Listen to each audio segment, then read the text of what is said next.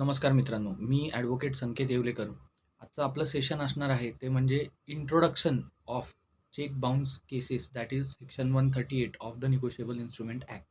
आता इंट्रोडक्शनमध्ये आज मी एवढं सांगणार आहे की बाबा हे जे काही चेक बाउन्सच्या केसेस असतात त्या कुठून, कशामुळे, काय पद्धतीने चालतात, कशात दाखल होतात, त्याची कारणं काय असतात.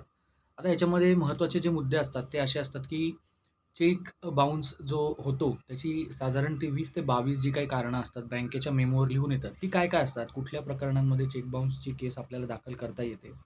खरंचच चेक बाउन्सची केस दाखल करताना आपण कायदेशीर तरतुदीनुसार दुप्पट रकमेची मागणी करू शकतो का?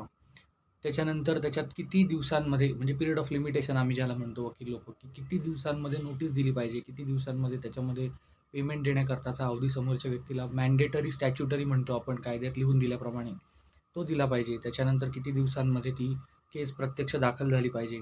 त्याच्यानंतर चेकची व्हॅलिडिटी जी आहे ती 6 महिन्यातून 3 महिन्यात कधी करण्यात आलेली आहे. म्हणजे तुम्हाला दिलेला जो चेक आहे त्याच्यावरची जी तारीख लिहिलेली आहे. पूर्वी 6 महिने चालत होता, पण आता तो 3च महिने चालतो. त्याचं काय नेमका जी-आर झाला आहे किंवा काय शासन मान्यता त्याला मिळाली आहे म्हणून हे असं घडलंय. त्याच्यानंतर एक चेक आपण एखाद्या बँकेमध्ये आपल्या स्वतःच्या किती वेळा दाखल करू शकतो?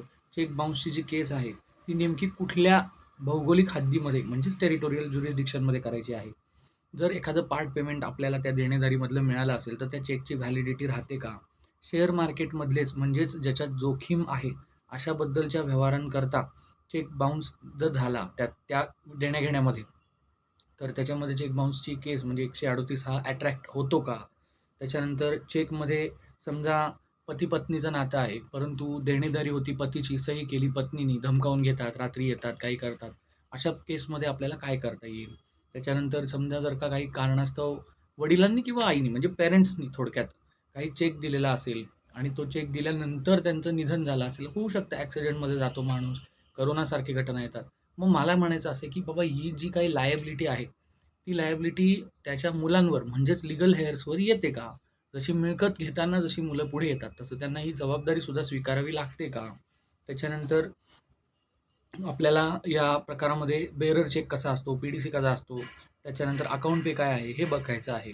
समजा गुंतवणूकदार आणि त्याच्याकडे गुंतवणूक करणारे लोकं ह्याच्यामध्ये जर काही आपल्याला दस्त नोंदवायचा असेल, तर नोटराइज्ड पद्धतीचा करार ज्याच्यामध्ये चेकचा व्यवहार करायचा आहे.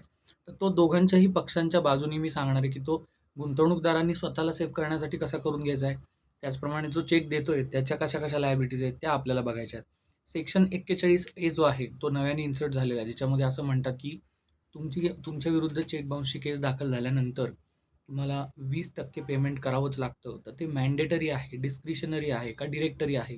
म्हणजेच थोडक्यात कशा पद्धतीने करायचं आहे? हे असे बरेच प्रकार आपण बघणार आहोत. म्हणजे सही कुणाची असेल, त्याच्यावर सही कुणी करावी, केस कुणावर लागू होते, अशा प्रकारचे वेगवेगळे आपण आज या पुढच्या सीरीजमध्ये 5 ते 6 मी व्हिडिओ बनवणार आहे. सीरीजमध्ये आपल्याला बघायचे आहेत. आता निगोशिएबल इन्स्ट्रुमेंट ॲक्ट जी आहे ती 1881 रोजी आलेली आहे. त्याच्यातला कलम 138 हा सेक्शन जो आहे तो त्याच्यामध्ये आपल्याला केस करता लागू होतो. सेक्शन 139 जो आहे तोही अत्यंत महत्त्वाचा आहे. प्रिझम्पशन अबाउट दी लिगली एन्फोर्सिएबल डेब्ट. कायद्याने बांधिलकी दाखवता येईल अशी देणेदारी जी आहे त्याच्याकरताच फक्त आपल्याला चेक बाउन्सचा प्रकार वापरता येईल. ह्याच्यामध्ये अत्यंत महत्त्वाचं म्हणजे मी काही तुम्हाला सुप्रीम कोर्टाने दिलेले जे सर्वोच्च न्यायालयाने दिलेले जे काही सायटेशन आहेत, त्याची पण थोडीशी गोष्ट सांगणार आहे, की कुठल्या पद्धतीने आपल्याला केस दाखल आपल्या विरुद्ध झाली, तर केस चालवत बसण्याची गरज आहे का? डिस्चार्ज ॲप्लिकेशन देऊन आपल्याला पहिल्याच तारखेला ह्याच्यातून मोकळं होता येईल का? कसं काय करता येतं एकूण? हे सगळंच आपण उहापोह या सगळ्या पुढच्या व्हिडिओमध्ये करणार आहोत. आजचा आपला सीरीजचा पहिलाच व्हिडिओ आपण बघितला. धन्यवाद. जय श्रीराम.